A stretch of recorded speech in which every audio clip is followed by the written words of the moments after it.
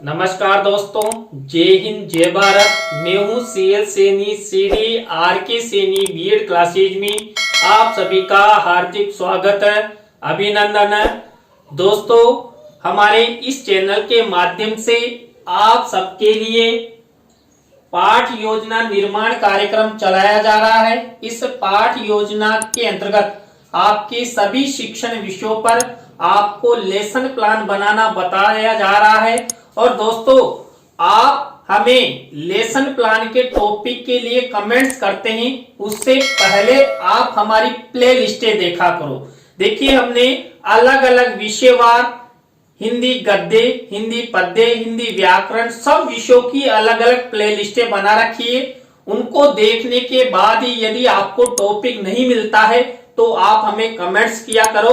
दोस्तों, आज की लाइव क्लास के अंतर्गत हम हिंदी गद्य पाठ योजना क्रमांक 26 के अंतर्गत राम वृक्ष बेनीपुरी, देखिए ये बहुत अच्छे लेखक हैं, इन पर आपको आज एक लेसन प्लान बनाना बताएंगे।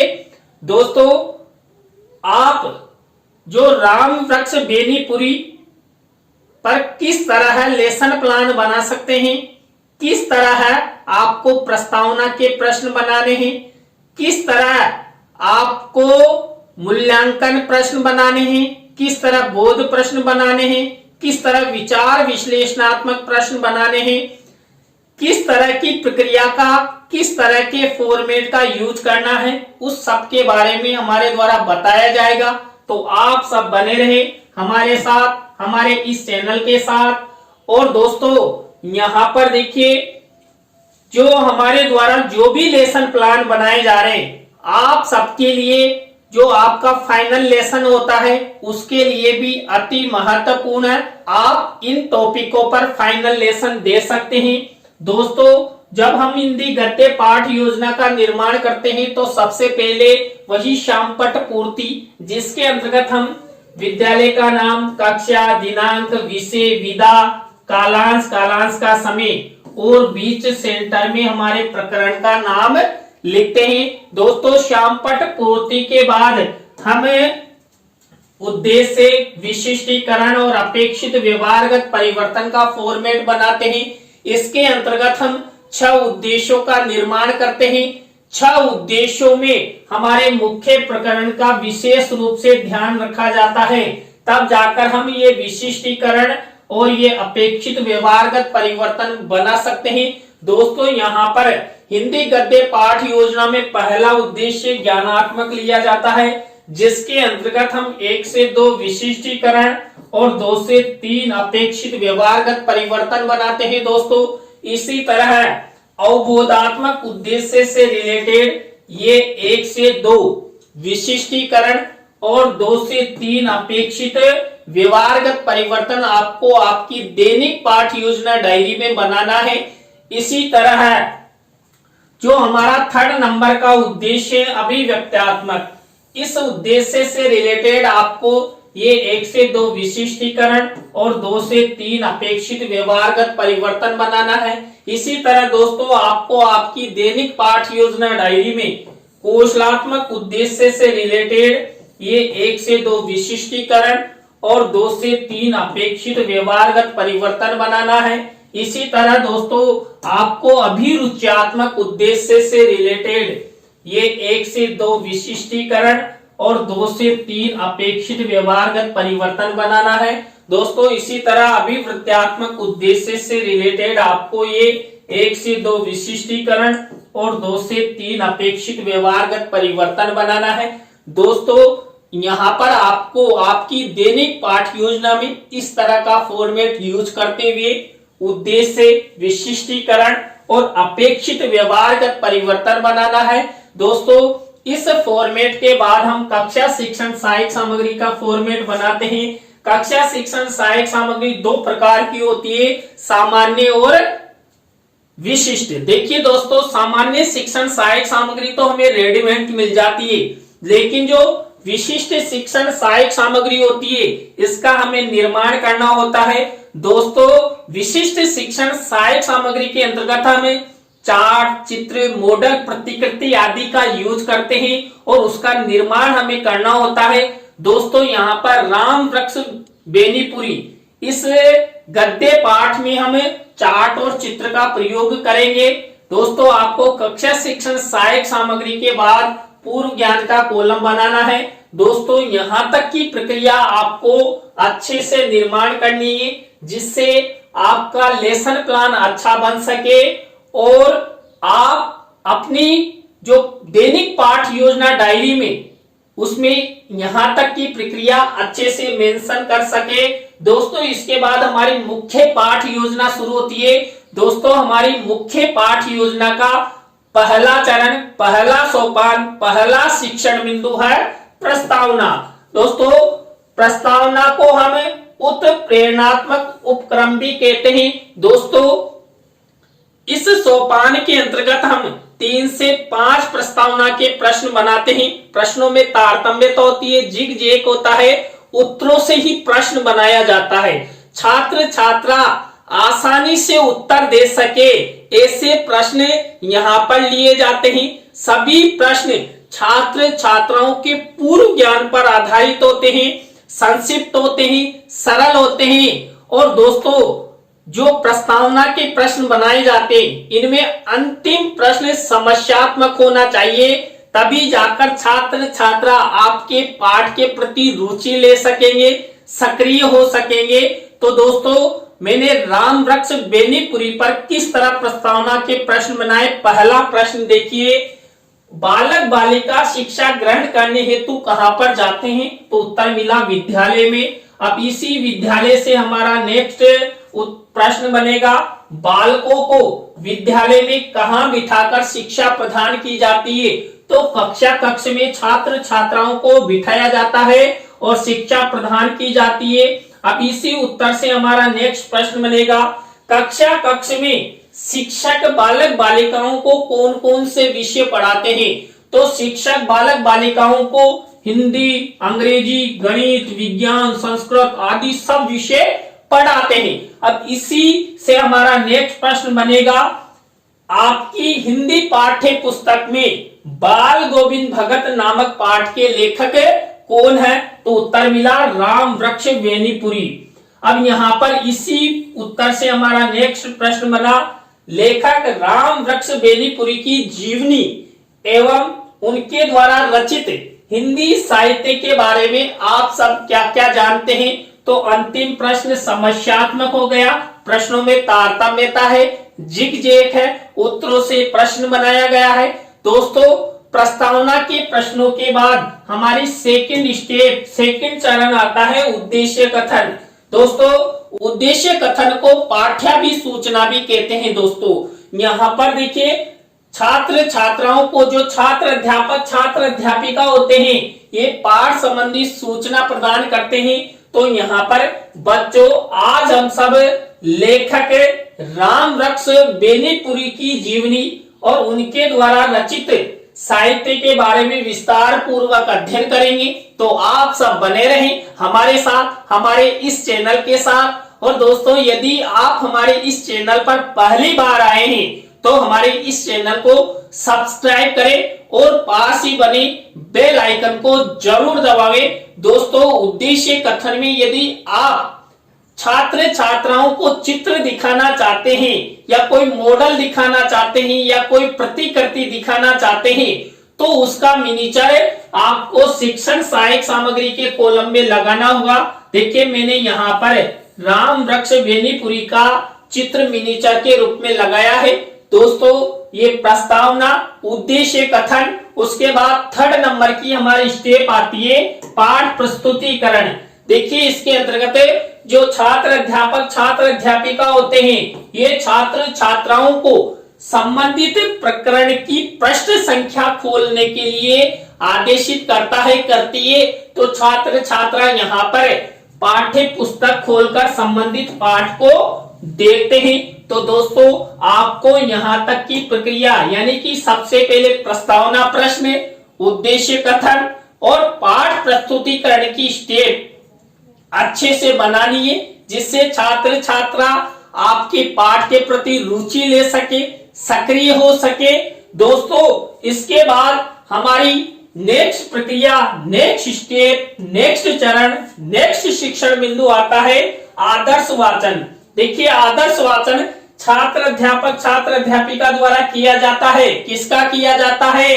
हमारे मुख्य प्रकरण का किया जाता है। और मुख्य प्रकरण से रिलेटेड ही हम क्या करते हैं, एक विशेष कार्य यहाँ पर इस फॉर्मेट में करते हैं कि जो पाठ हम पढ़ने जा रहे हैं, जिस पर लेसन प्लान बनाने जा रहे हैं, उसकी विषय वस्तु को इस तरह रंगीन मिनीचर पर लिख देते हैं और ऊपर लिख देते हैं यहाँ पर पाठ का नाम और विषय वस्तु। अब यहाँ पर दोस्तों इस मिनीचर के अंदर विषय वस्तु लिखी गई है। किसकी विषय वस्तु? राम वृक्ष बेनीपुरी पाठ की विषय वस्तु। अभी आपको दिखाई नहीं दे रही है, अभी विषय वस्तु आपको दिखाई देगी। हमारे पास ये जादू का पेन है और इस जादू के पेन से आपको विषय वस्तु दिखाई देगी। तो चल जा सिम सिम, तो ये सिम सिम चल गया। और देखिए आपको जो राम वृक्ष बेनीपुरी है, इससे रिलेटेड ये विषय वस्तु दिखाई दे रही है। आप स्क्रीनशॉट ले लीजिए जिससे आपको लेसन प्लान बनाने में किसी तरह की कोई दिक्कत ना हो। दोस्तों आपको ये विशेष कार्य आदर्श वाचन में करना है। इसके बाद हमारा नेक्स्ट सोपान आता है, नेक्स्ट शिक्षण बिंदु आता है अनुकरण वाचन। देखिए दोस्तों अनुकरण वाचन छात्र छात्राओं द्वारा किया जाता है और निर्देश कौन देता है? छात्र अध्यापक छात्र अध्यापिका। अब यहाँ पर जो छात्र अध्यापक छात्र अध्यापिका होते हैं वो एक एक छात्र को उसकी इच्छा अनुसार पूरी कक्षा कक्ष में से किसी को भी खड़ा करता है और अनुकरण वाचन का आदेश देता है, देती है। तो दोस्तों देखिए कक्षा कक्ष में छात्र छात्रा अनुकरण वाचन कर रहे हैं। यहाँ पर ये अनुकरण वाचन की स्टेप हुई। दोस्तों अनुकरण वाचन की स्टेप के बाद हमारी नेक्स्ट स्टेप आती है अशुद्धि संशोधन की।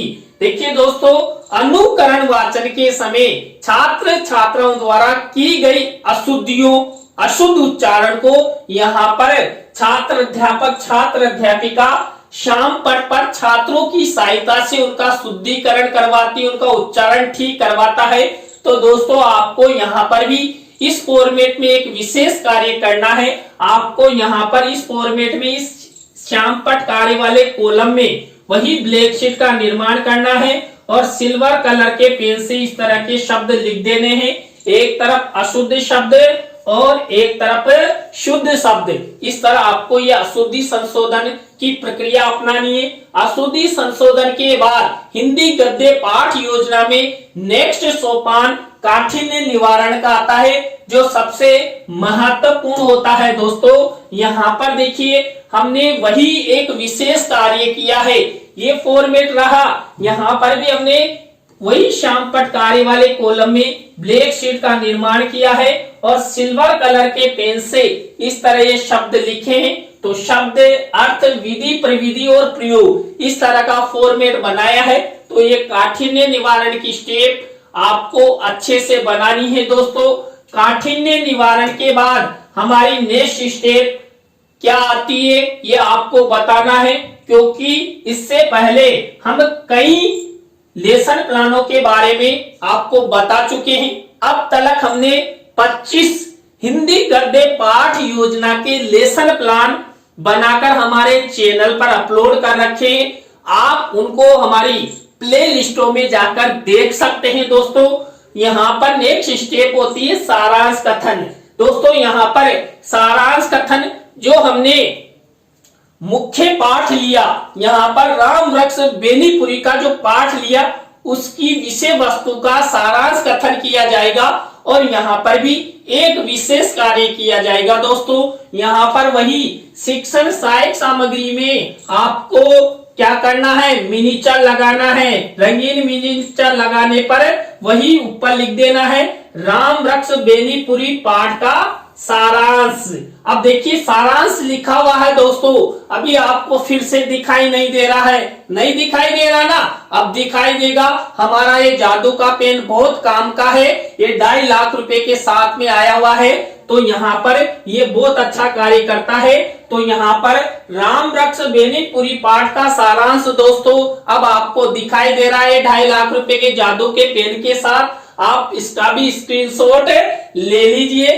तो दोस्तों ये सारांश कथन हुआ। सारांश कथन के बाद हम बोध प्रश्नों की स्टेप अपनाते हैं। दोस्तों बोध प्रश्न जो हमने विषय वस्तु लिए कहा हमारे मुख्य प्रकरण में, यहाँ पर देखिए मुख्य प्रकरण लेखक राम रक्ष बेनीपुरी का है। तो इसकी विषय वस्तु में से हमें कम से कम 5 बोध प्रश्न बना लेते हैं। तो ये बोध प्रश्नों की स्टेप आपको अपनानी है दोस्तों। बोध प्रश्नों के बाद हमारी नेक्स्ट स्टेप मौन वाचन की होती है। मौन वाचन छात्र छात्राओं द्वारा किया जाता है और आदेश कौन देता है? छात्र अध्यापक छात्र अध्यापिका देते हैं। तो देखिए छात्र छात्रा मौन वाचन कर रहे हैं। मौन वाचन से कम समय में अधिक विषय वस्तु को पढ़ा जा सकता है। छात्र छात्राओं में मनन क्रिया का विकास होता है। तो दोस्तों ये मौन वाचन की स्टेप हुई। इसके बाद हमारी नेक्स्ट स्टेप आती है विचार विश्लेषणात्मक प्रश्नों की। देखिए विचार विश्लेषणात्मक प्रश्नों में थोड़े क्यों और कैसे वाले प्रश्न लिए जाते हैं और 2 या 3 पंक्तियों वाले लिए जाते हैं। तो यहाँ पर देखिए विचार विश्लेषणात्मक प्रश्नों के अंतर्गत मेरे द्वारा ये 3 विचार विश्लेषणात्मक प्रश्न बनाए। न्यूनतम 2 से 3 विचार विश्लेषणात्मक प्रश्न आपको जरूर बनाना है। तो ये विचार विश्लेषणात्मक प्रश्न उत्तर हुए। इसके बाद हमारी नेक्स्ट स्टेप आती है कौन सी? अरे हर लेसन प्लान में आपको बताइए आप ध्यान नहीं रखते हैं दोस्तों। हमारी नेक्स्ट सोपान, नेक्स्ट शिक्षा बिंदु, नेक्स्ट चरण है मूल्यांकन प्रश्नों का। दोस्तों आप डेली बादाम खाया करो, मैं भी डेली बादाम खाता हूं और आप भी आज ही मार्केट जाना और 1 किलो बादाम जरूर लेना। और देखिए दोस्तों आधा किलो बादाम तो आप रख लेना। आधा किलो बादाम के चित्र खींचकर हमें हमारे हेल्पलाइन नंबर पर जरूर भेजना। आप हमें चित्र भेजेंगे ना तभी वो बादाम आपके लिए कार्य करेगी। तो जरूर भेजें। तो दोस्तों ये मूल्यांकन प्रश्न देखिए। मूल्यांकन प्रश्नों के अंतर्गत हम क्या करते हैं? 3 तरह के प्रश्न बनाते हैं।